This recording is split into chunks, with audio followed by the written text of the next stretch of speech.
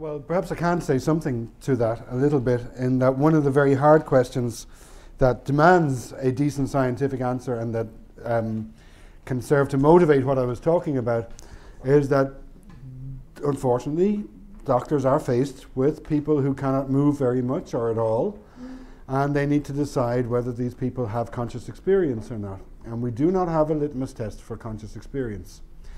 We can scan brains. Contrary to an awful lot of what's written in the media, we cannot read minds when we're scanning brains. We are forced to make a lot of intelligent guesses as to what goes on there. And it has become clear that there can be the potential for conscious experience in the absence of any movement whatsoever. There are also people who do not have and will not have any conscious experience, and differentiating between someone who is, for lack of a better word, in a vegetative state and someone who is merely completely locked in is very difficult.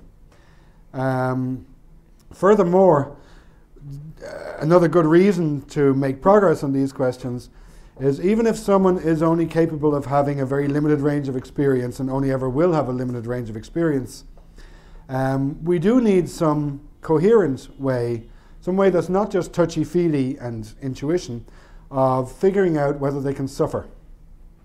We need to know what suffering is and find some rational basis for establishing whether someone can suffer and whether we need to be worried about that.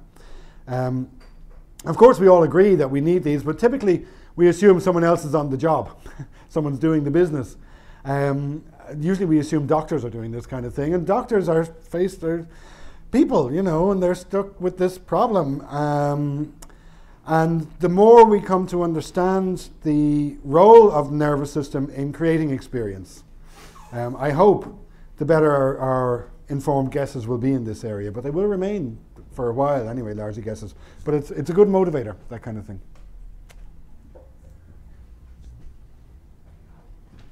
You want to take it down? Okay, hi. Hi. I'm actually a social scientist. Are we allowed? Yeah, absolutely. Okay.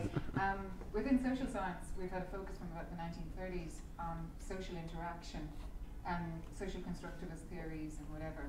And for us doing social science, that has had fundamental methodological implications for the role of the researcher, how they study their subjects, in small micro situations particularly. You said that for cognitive scientists, the context has become quite important. What have been the methodological implications for cognitive scientists of that focus on context? Very good question. And of course, there have always been social scientists, just as there has also been social psychologists. So there is a long history of that. Incidentally, a lot of the good social psychology, the origins of that were in Russia and didn't become widely known here until about the 60s. One thing that immediately springs to mind is that we realize that you can only learn so much in laboratories. The context really, really, really matters. You can only learn so much by getting people to make decisions, for example, in situations in which nothing is at stake and in which other people are not influencing them in their decisions. And you come to realize that any account of behavior, and presumably any account of what it is like to be a person, must fundamentally be ethologically valid. It must be situated in the world in which that person normally behaves and acts. Because if you put me in a fundamentally different situation, I will behave in a fundamentally different way.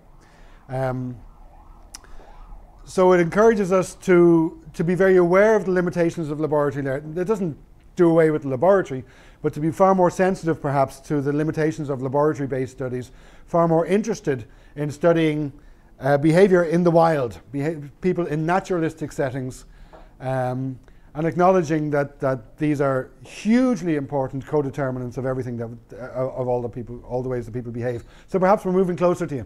Yeah. Any more? Could you? I heard that actually there was I think it was a Dalai Lama was at a neuroscience kind of big meeting in the States, and I think it was a lot of scientists were agreeing with that. And what do you think about it, and what do you think this particular view can go into science? Well, the Dalai Lama is just a guy. He's just one person, of course. I think it was 2004, he was invited to speak at the annual neuroscience meeting, which is a huge meeting. And it produced a very interesting split among the scientists who were attending. A very large number of scientists were up in arms against this. They did not want this guy with his funny religious ideas coming in there and speaking to them. Now, on the other hand, there was also a very sizable bunch of neuroscientists who did. And why did they? It wasn't because they were Buddhists. In fact, the Dalai Lama as a person is very scientifically clued in. He has been talking to scientists a lot. He has been talking to neuroscientists and cognitive scientists a lot. And he has co-started a thing called the Mind and Life Institute, which features a lot of Nobel Prize winning scientists who are engaged in discussion. I mentioned that there are academic traditions in the East, which come from, among other things, Buddhism, which have been addressing questions of experience. And so the Mind and Life Institute provides one way for these people to come together without violating each other's professional boundaries and to try and establish some common ground. Recently, though, I was at a talk given by a philosopher called Evan Thompson, and he was reporting on some work done with seasoned Zen Buddhist meditators. And it was very, very interesting for the following reason. I mentioned that neuroscientists study brains. That's physical things. They've got nerve cells and they're wet, and then you have to figure out what that means when you look at them. And normally, as I said, in our traditions, the neuroscience is interpreted using the concepts from psychology, so things about memory and perception I gave as examples. But, you know, talking about memory or perception is to make assumptions about what's going on in experience and to make assumptions about the way that we work, which are perhaps not necessarily warranted. There may be other ways. We are always refining our vocabulary here and finding new ways to talk about this. In fact, it's proven very difficult to take a concept from psychology and then find it in brains. So finding memory in brains, for example, hasn't been done yet. You know, we find all kinds of things that are relevant to thinking about memory in brains, but you don't find a simple, oh, there's memory, there we got it. There is a technical term used by experienced Zen Buddhist meditators which translates as something like clarity. And it's something that an experienced meditator can self-report on. So they can say, yes, at this stage in my meditation, my experience is very much characterized by a high degree of clarity. So they can self-report. And there was some very nice neuroscience data. This was recordings from the scalp, EEG data, so measuring brain waves, in which these experienced meditators reported from moment to moment using a lever, more clear, yes, less clear, more clear, less clear. And you could see that this matched the action of the nerve cells very, very well. There was a very close correspondence. So these guys, using terms that came from their meditative tradition, were clued into something that nervous systems do that psychologists hadn't found yet. And the quality of the data was absolutely stunning. And it's that kind of thing. Actually, meditation has become a really hot topic in neuroscience because you can demonstrate in quite objective, good scientific terms that meditation has a huge influence on brain activity in very specific ways. The amount that you meditate is very influential. It changes. The more you meditate, the more, for certain kinds of meditation, the more you learn to control certain neural processes that are otherwise we know nothing about. So we're learning a lot from that tradition. It's very interesting.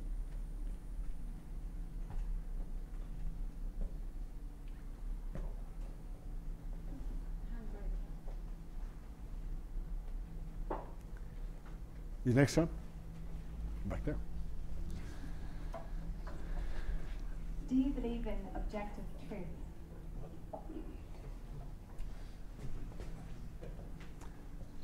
No. I have no idea what that means. I mentioned that it's almost like a challenge. I mentioned that it's not easy to say what objective means, although we use the term all the time. Analytic philosophers, which is one kind of philosopher, and I'm not one of them, they typically talk about that as if language could settle the issue. I have no idea. I believe there's one thing going on, which is similar to saying objective truth, but that doesn't mean that there are linguistic facts or that I can say something and that my saying something establishes a fact or doesn't establish a fact. It's getting very philosophical, though. I try to avoid that. I don't know. Earlier on you talked about measuring consciousness in, say, the cases of vegetative state individuals or non-vegetative state individuals. Do you have a measure to define consciousness? And if you do, I presume there's a spectrum then of consciousness, and does that overlap with other animals? Would the consciousness of a butterfly be more or less than a human in a vegetative state, or whatever other example you want to pull together? Well, if you ask me, would the consciousness of a butterfly be comparable to a human in a vegetative state, I'm really stuck, I must admit. I'm a little bit stumped by that one. I know very little about the consciousness of butterflies, but that doesn't mean I can't think about them. I did mention that we don't have a gold standard for establishing consciousness with all our fancy brain scans and everything like that, but that doesn't mean we know nothing. We do know that if there are certain signs of activity, that there is thinking going on, that there is a lot of current experience. And people who have locked-in syndrome have very, very active minds. We see all sorts of brain activity, and scanning them, you would never confuse them with someone in a persistent vegetative state. Unfortunately, of course, patients after trauma do not come in two neat categories. You get all sorts of grey areas in between. Through the massive advances in neuroscience, we are learning to better interpret what we see there. We're learning to monitor ongoing activity and to understand how that relates to subjective experience better and better. But to do that, we need to refine our vocabulary for talking about subjective experience. And we also need to realize that, to pick up on your butterfly question, that the terms in which we talk about our experiential lives have a long history. But having a long history means you tend to be very culture bound as well. And we're also species bound. So as we move further and further away from our own culture and then from our own species, our degree of certainty gets less and less. We can say some very interesting things about the world as experienced by an individual cell, but they're a little bit dry and very far removed from the subjective experience of that cell. It doesn't mean we can say nothing. We can say nothing about what it's like to be the cell, but we can say something about how the cell engages with the world, what information is potentially available to it, and so on. So there's two things. One is, yes, we are getting better at figuring out what the relationship is between experience and the things that matter when we read brains, and we're refining our language for doing so. But we're also learning to relativize a lot of our knowledge and to realize just how much of it is both anthropocentric and indeed culture specific. So there is a lot of resistance, for example, to psychology as practiced in America and Europe, in some other countries where they say, you know, you guys, you've got these weird Western cultural notions of what it is to be a person, and they just don't apply here. Go take a hike. So we have to be very sensitive to that as well. Yeah. So I was answering about 3 questions at once.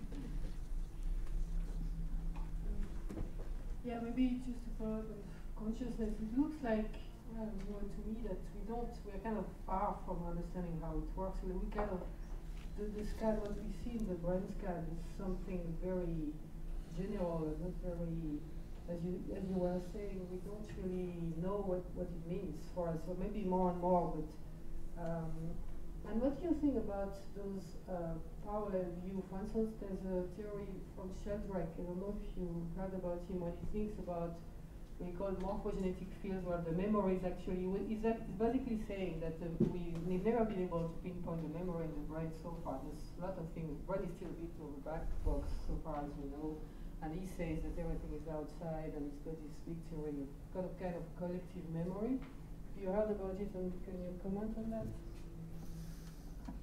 Only briefly. I think most people here won't know Mr. Sheldrake. Mr. Sheldrake has theories that are not very scientifically respectable. Yes, he's a guy who believes that mind is some kind of substance that flows between us, and that we have a sixth sense that tells us when we've been watched, and that dogs really do know when their owners are coming home through some form of perception rather than just expectation and habit. I don't really want to get into that. I'm not Mr. Sheldrake's biggest fan, and most people here won't know him. So. That's it. When you're revising your current theories, and when you're digging away at the foundations and changing the concepts with which we structure our everyday discussions about ourselves, you're necessarily very close to falling off the edge of sanity. So an awful lot of new age notions, of frankly wacky notions, are perilously close to where I'm standing. And so one spends a lot of time trying to practice a bit of hygiene here. Particularly the more you're willing to open up and question some very fundamental assumptions, the more you have to guard against losing it completely. An open mind is fine as long as your brain doesn't fall out. You have to be very careful in this regard. I think Mr. Sheldrake is a classic example of going definitely one step too far. Well, that's my opinion. Yeah. Just following on from what you were saying, that in some cultures and some nations as such, they don't really fall in for the Western belief in consciousness and the mind, things like that. Just interested in where these cultures are and what their beliefs are themselves.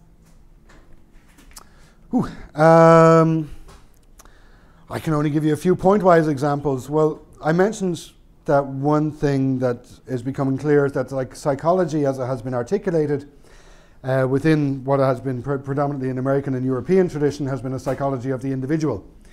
In a lot of Asia, in both Japan and in China, which one should never confuse, the notion of collective responsibility, collective shame, collective guilt, these notions are far more pronounced and far better developed. And they just don't make sense from where we're coming from, and they do make sense over there. They make sense to me too. Although those bankers. There's another interesting crowd who are receiving a lot of attention now, and these are an example of a culture which is very far removed from us, and this is a crowd in the Amazon basin called the Piraha, who have a very strange language, which has some quite remarkable features, but they also have very strange ways of talking about experience. So the Piraha, for example, have a verb for to come into experience and a verb for leaving experience. They're very aware of what it is that you can, as we would say, they're doubting Thomases. They want to see it, stick their finger in, they want to experience it themselves. If you tell them man landed on the moon, they say, were you there? And if you weren't there, it has no evidential value whatsoever. Get out of here. So for them,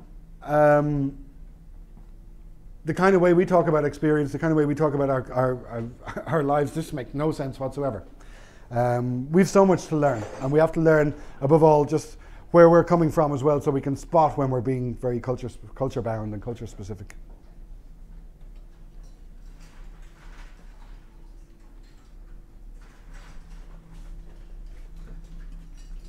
Good evening. I wasn't at your speech, so I only had questions and answers. I apologize. It was about soccer. No, it's just back here, but I got it. In the context of what you were saying about East and West, there is an interesting article in this week's New Scientist, which might actually speak well to what you were talking about. Maybe the concepts of East and West aren't quite as profound as we like to stereotype them, and maybe they like to stereotype being the East. Oh, yeah. I think I know the work you're talking about, yes. One has to be very, very careful with making generalizations, of course, about East and West. And the work I think you're referring to points out that there has been some credence lent to the notion that, for example, in the East they think holistically, in the West we think analytically. In the East they focus more on the background, in the West we focus more on the foreground. And what a couple of very clever studies shows is that if you manipulate the situation quite well, it doesn't matter whether you're from Japan or China, we can make it so that you will provide an answer that shows you're thinking holistically or you're thinking analytically, and you're concentrating on the background or you're concentrating on the foreground. One has to be very, very careful with any generalizations, and a simple East-West one won't fly. I think that's. No, but it's a salutary reminder of the need for caution here. Yeah. Yeah. Thanks very much for your talk. I'm not in any way an expert, but I would have thought there's a historical and political aspect to it, maybe historical. I mean, individualism, as we know it, was you know, a Western phenomenon. And the further east you go, it becomes less based on the individual. I'm talking very general terms, I'm not a psychologist, but I mean, as further east you go, it would seem that the human being is defined in terms of the relations with other people. And the Western has the idea of the individual supreme. In other words, the further east you go, your relations with humanity are your defining characteristics. So that has an impact, on the consciousness, i.e. on awareness. And doesn't that have an effect? I wonder if you have any comments on that. Again, I'm not an expert. So. No, that's fine. That's fine. And it's exactly the same theme. First off, of course, there's the warning to beware of stereotypes and simplistic stories here. But along with that is a you actually raise a very important point, which is a slightly technical point. When I talk about experience, I really am talking about the closest thing we can come to appreciating what's going on for us right now. There's a lot more to us than that, and one of the things that is piled on top of this very organic basis for experience is autobiographies, the stories we tell ourselves and the ways that the linguistically elaborated, conceptually refined stories we tell ourselves that provide us with a sense of security that we know who we are and what the hell we're doing. A lot of it is post hoc rationalization and there's no basis in fact, but it's very important for keeping our sanity and for keeping us secure that we are the same person from moment to moment.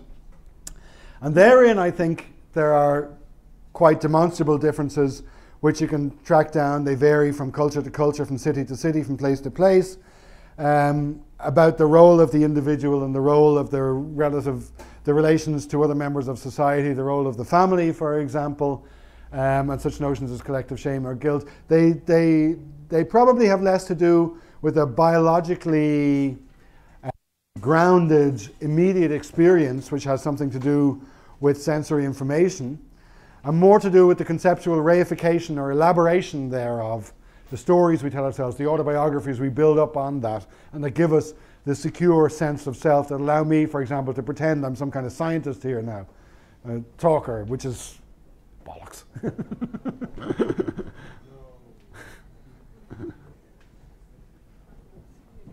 You again. Just to follow up on the meditation aspect, you were telling that you can actually pinpoint some particular patterns in the brain. I heard about studies in nuns. Have you heard about that? In gnomes? Nuns. Oh, nuns in France.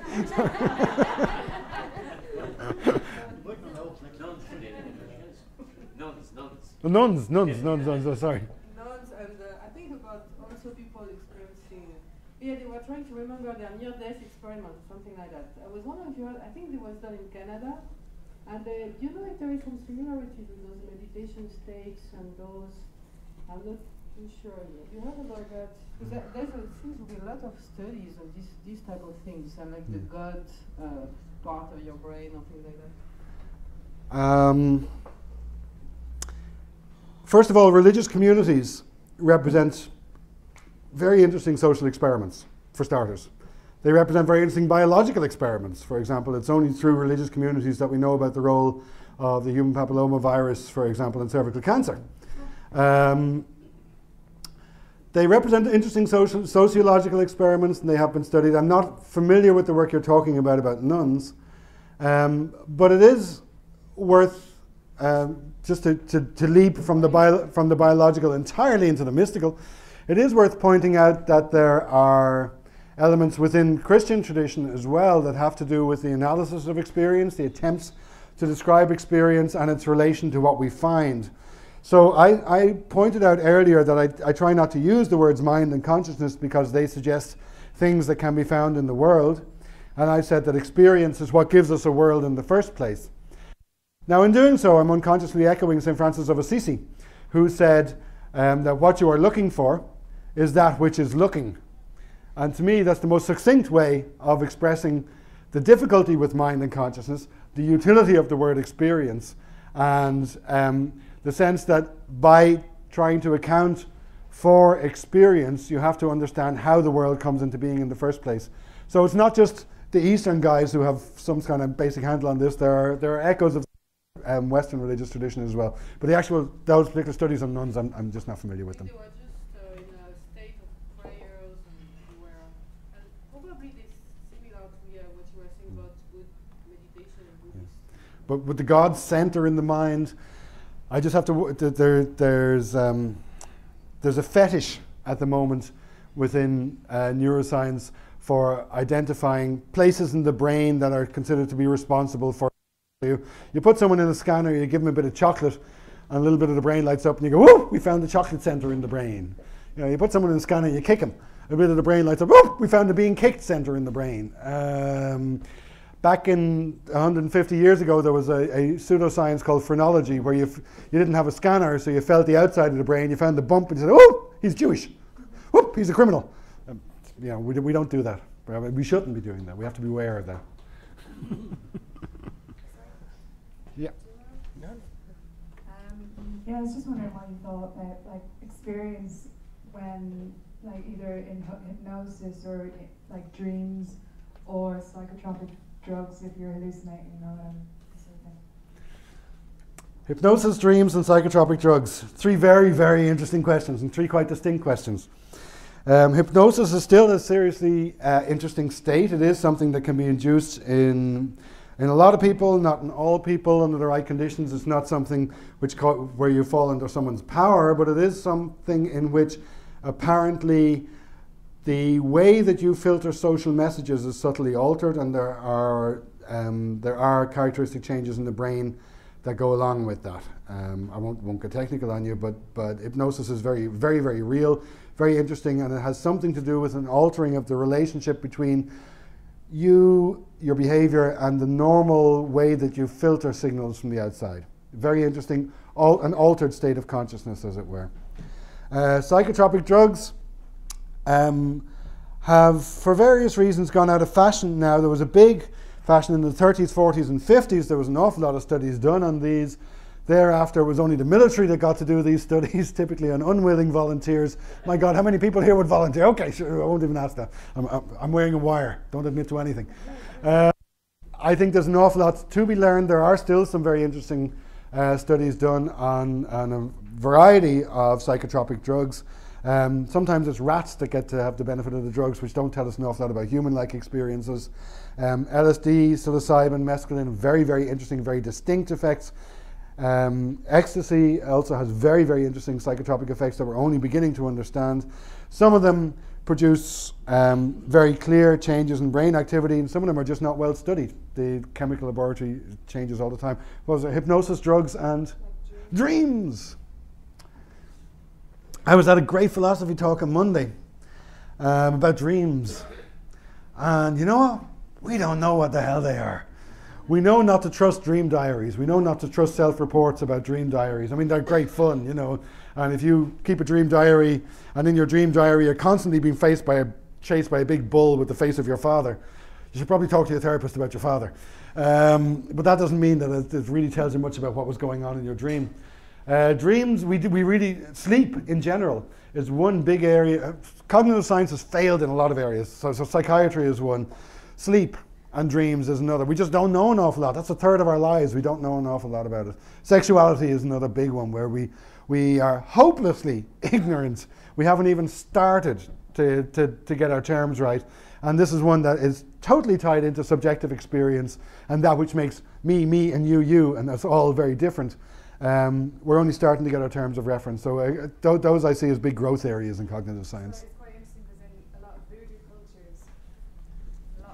voodoo cultures, they believe that dreams are just another reality, you know, another dimension or whatever. And there's also a beautiful Mark Twain story where he talks about during his life he constantly dreams about the same girl that is his girlfriend.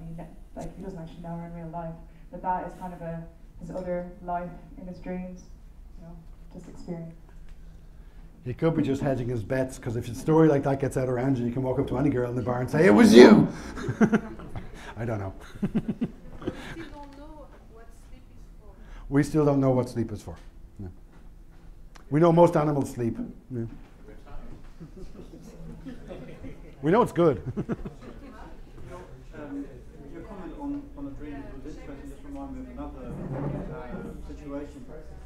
you're talking about consciousness and experience and what your experiences are, when you have, say, people with manic personalities who are split personalities, and you can ask them about experiences and they can recount a whole life, and their spiritual personality will recount another whole life, complete with details. Are they really then two life experiences, or two consciousnesses, or how would you define them, or would you define them? Very good questions. So the question is, how do we deal with apparent cases of split personality, where one person can, under different circumstances, tell perhaps two different life stories? That's not multiple personality disorder is a real disorder, but it's a very, very rare disorder. People who suffer from it can have up to, I don't know what the highest number is, I think 15 documented personalities, which apparently, at least in terms of autobiography, seem to be very distinct, and they may know about one another, but much in the way that I might know about you, and not from the inside, as it were. But there are very many other cases where this fragile notion of a single, stable, persistent self with a single story are threatened. There was a woman fished out of the Hudson River recently who had disappeared for a couple of weeks. She'd gone jogging, and she'd entered what was called a dissociative fugue, which is a very weird state, usually associated, it comes on when people are under traumatic circumstances. Refugees get this sometimes. When your social circumstances change radically from one point to the other, you forget everything about your past life, but you remember how to do stuff. So you may not even notice that anything's wrong, but you have no idea who you are, where you come from. And people have been known this can last for hours, days, months, years. People have been known to actually remarry, and then suddenly one day wake up and find, oh my God, you really don't want this to happen to you. I made a point earlier that a big part of what we consider to be our mental lives, perhaps erroneously, is based on autobiography, is based on telling ourselves a coherent story that stays the same over time, and that suggests that we're motivated by similar factors from one day to the next, that we will remain invariant in the face of widely changing circumstances and such like. We have this inherent belief. We also know it's nonsense. We also know that this is something that allows us to function, that provides a lot of social stability, but it is very fragile. And in cases of multiple personality disorder, dissociative fugues, and similar psychotic states, we see its dissolution, but we see its dissolution in us as well. We find ourselves making up stories to explain why we behaved badly in a relationship, for example. We find ourselves afterwards saying, what the hell happened to me there? Who was that? Oh, Christ. And then we start spinning stories, and sometimes if something weird happens in your life, it can take you months to get your story straight, but then you believe it, and then it's sort of so this autobiographical element is very important, but it's also very fragile, and we're not quite the consistent creatures we take ourselves to be. Very fundamental and strong. Sorry, the desire to correct the timeline of your personality is very strong, and I've seen it in a number of situations. My mother, for example, has got Alzheimer's, and she'll have totally forgotten something or an event has occurred, and she may not know how that's happened, but she knows that something has had to happen, and she'll create a very creative linking story that she'll believe and try and carry through. But it seems like that's an innate, fundamental characteristics of human nature. There's a disorder that is common in severe alcoholism, which goes, there's a small little part of the brain, the mammillary bodies, that get destroyed, and it's known as Korsakov syndrome. These people lose the stories that everyone has about them with their lies, and to compensate, they make up stories. They fabricate elaborate stories, and if you're talking to someone with Korsakov syndrome, it's very obvious that they're spinning you a yarn a mile wide, and they're entirely oblivious of the fact that they're making it up. And it's quite clear that the reason they're doing so is that if you remove the ability to tell your own autobiography, to create the story about who you are, you really are in limbo. You are left swimming with nothing to hold on to. So we expend vast amounts of energy in telling ourselves these stories. And these stories, when we think about experience, we often think about experience as that which is past and what we're actually thinking about is the stories we've created around our lives. The experience that I'm trying to point the finger at vainly here is that which is going on right now before it gets elaborated and built into these stories. It's quite difficult to draw the distinction there. Yeah. But why in terms of governance is experience not valued? So say for example in terms of political governance, why are people with experience, for example minorities or people whose sexuality isn't mainstream or whose culture isn't mainstream or whose thinking isn't mainstream, why is experience not valued in terms of governance, or was it ever valued, and when did that difference occur? Do you understand? I can try. All I can say is that experience is very difficult to talk about.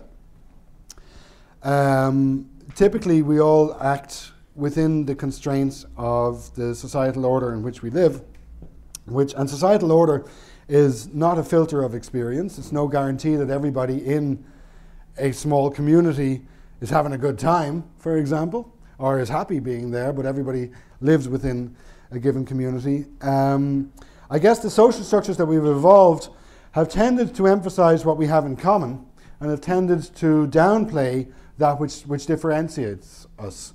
So we like to point out that, sure, we're all one, we all know what the crack is, we point to the commonalities, and we don't point to the fact that, you mean you don't like salt and vinegar crisps? What's wrong with you? And with that I mean everything that comes down to feeling not like everybody else. We're very bad at talking about that. Maybe we're getting a little better as we go along, and that's my hope, and kind of what I'm pointing to. But don't expect it to filter its way into government anytime soon. It's going to take a lot longer. But having a discussion like this that acknowledges that there is a subjective element to experience, that someone could be feeling terrible in a situation where everyone else is feeling good, for example. That's a real step forward. It's really good and it's productive for us to talk about things like that in a non-threatening way. And through the acknowledgement of experience, of the subjective dimension to experience, we may be able to find a way to resolve issues without resort to beating each other up, fighting about it, disagreeing, in much the way that science has proved so good at generating consensus. We don't have to agree on what it's like to be you, but we have to agree that it is like something to be you and that may be nothing like what it is to be me. Okay, we've had drugs, hypnosis, and dreams. Now shamanism. Shamanism is very difficult. It's not something I know a lot about. It is something that has occurred in various cultures around the world. Typically, shamans enter an altered state of consciousness very often through the use of psychotropic drugs. And this plays a very important role within their societies. How do we make sense of that? Well, for starters, we don't just say, you're wrong or there's something wrong with you. Clearly, if this occurs in South America and Siberia and Australia, this is the kind of behavior that humans do. This is something human. How do we understand it? Well, that's where I think anthropology belongs clearly within the fold of cognitive science. Now, anthropology has a difficult history behind it. It has a lot of stigma associated with it as being a kind of a colonial science with which civilized cultures look down on primitive cultures. Anthropology has come a long way since those dark days. And these days there are a lot of anthropologists who are working hand in hand with cognitive scientists in figuring out what this is all about. It's very important to acknowledge that kind of phenomenon and its role within those various societies. The fact that it occurs so widespread around the globe tells us that there's something very interesting going on here. I look forward to finding out more about it, but I don't think we're there yet. Yeah. Is there any more questions?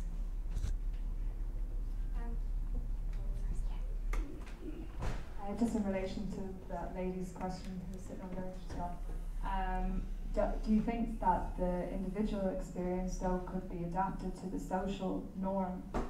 And in respect to that if something is pointed out as, if something's given light to, then that individual might actually kind of feel worse about it instead of just, I don't know how to phrase this, sorry.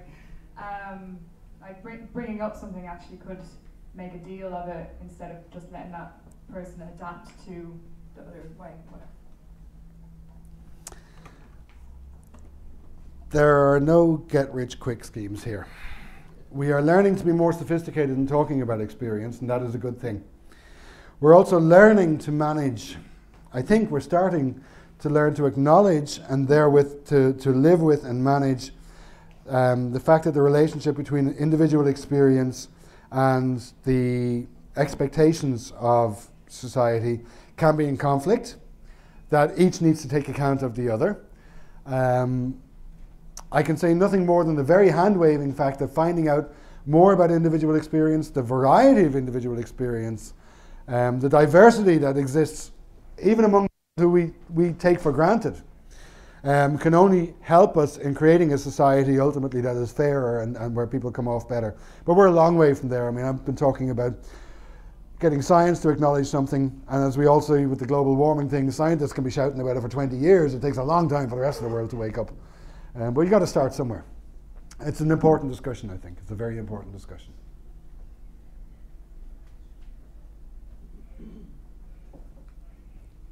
One last question. I did beg your pardon.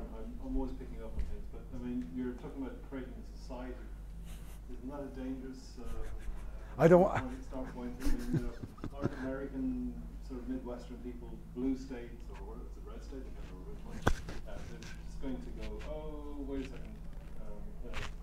We're trying to suppress individuality here, or beg your pardon. It's not actually a question.